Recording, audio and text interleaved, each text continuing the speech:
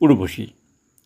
বন্ধুরা, আপনারা কম বেশি এই নামের সাথে সবাই পরিচিত। আসুন আজ আমরা জানব উর্বশী সম্পর্কে বেশ কিছু তথ্য। আপনারা শুনছেন হিন্দু মহাকাব্য, যেখানে শুধুই গল্প নয়, আপনাদের সাথে আমি ভাগ করে নিচ্ছি প্রচুর জানা অজানা তথ্য। আগের পর্বে আমরা জেনেছি কৃষ্ণের বাঁশি ও দধিচি মুনির সম্পর্কে অজানা তথ্য। আজ শুনব উর্বশীর ইতিহাস। কথিত আছে স্বয়ং বিষ্ণু নর ও নারায়ণ রূপে ধ্যানে মগ্ন। সে বড় কঠিন সাধনা, সেই সংকল্প কিছুতেই টলানো যায় না।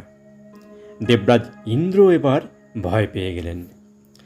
তিনি ভাবলেন, এবার বুঝি এই সাধনা শেষে বিষ্ণু দেবরাজের সিংহাসন দাবি করে বসবেন। এখন কি করা যায়? ইন্দ্র তখন নর ও নারায়ণ রূপী বিষ্ণুর ধ্যান ভঙ্গের জন্য স্বর্গের অপ্সরা রম্ভা, মেনকা ও তিলোত্তমা সহ আরও অনেককে পাঠালেন। নরনারায়ণ অপ্সরাদের অভিসন্ধি বুঝতে পারলেন। তখন তিনি অপ্সরাদের সৌন্দর্যের অহংকার চূর্ণ করার জন্য নিজের উরুতে আঘাত করেন এবং সেখান থেকে সর্বাঙ্গ সুন্দর এক নারী আবির্ভূতা হন, যার সৌন্দর্য সব অপ্সরাদের মিলিত সৌন্দর্যকে হার মানায়। তখন অপ্সরারা লজ্জিত হন এবং বিদায় নেন।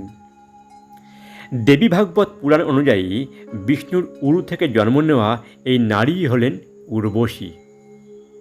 বিষ্ণু বললেন, ইন্দ্র, তোমার কোনো ভয় নেই, তোমার সিংহাসন আমি নেব না, আর উর্বশীকে তোমায় উপহার হিসাবে দিলাম।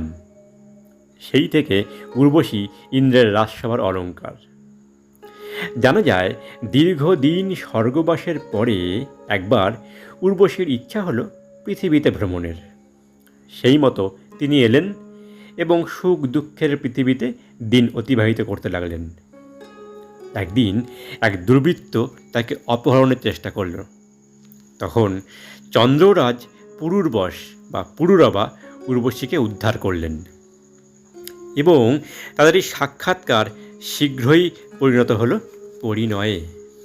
কিন্তু যেহেতু উর্বশী স্বর্গবাসী, তাই তাদের মিলন হলো না এবং এক রাস আকাঙ্ক্ষা নিয়ে উর্বশী ফিরে এলো স্বর্গে। কিন্তু তার শয়নে স্বপনে শুধুই পুরুরবা বিরাজ করে। এমতাবস্থায় একদিন ভরা রাজসভায় তার মুখ দিয়ে পুরুরবার নাম বেরিয়ে পড়ল। তখন ভরতমুনি তাকে অভিশাপ দেন যে স্বর্গবাসী হয়েও উর্বশী যেহেতু পৃথিবীর মানুষের নাম জপ করছে, তাই সে পৃথিবীতেই তাকে ফিরে যেতে হবে। এই অভিশাপের বিষয়ে ভিন্ন মতবাদ প্রচলিত আছে। আমি আগেই বলেছি বন্ধুরা, আমি শুধুই গল্প বলবো না, তার সাথে আপনাদের সঙ্গে ভাগ করে নেব সঠিক তথ্য।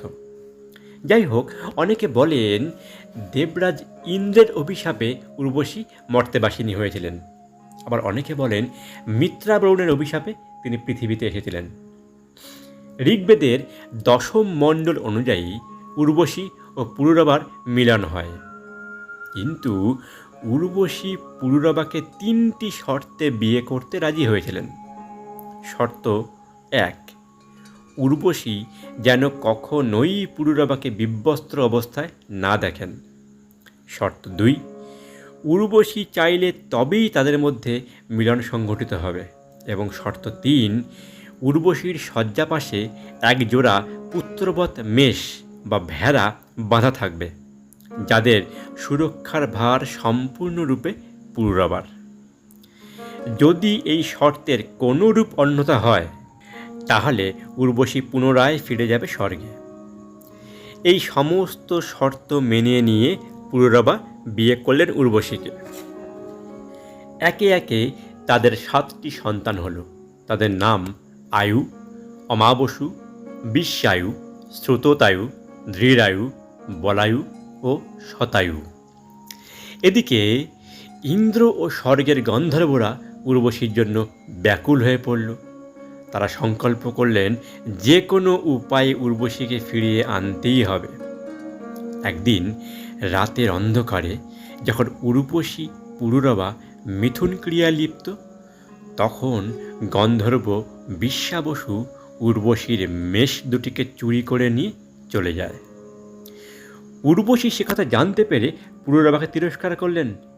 পুরুরবা তৎক্ষণাৎ বিনা বস্ত্রেই বেরিয়ে গেলেন মেষ উদ্ধারের জন্য।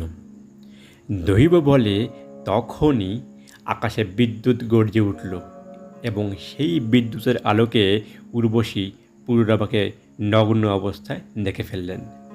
তখন শর্তানুযায়ী গন্ধর্বরা উর্বশীকে নিয়ে স্বর্গে যাত্রা করলেন।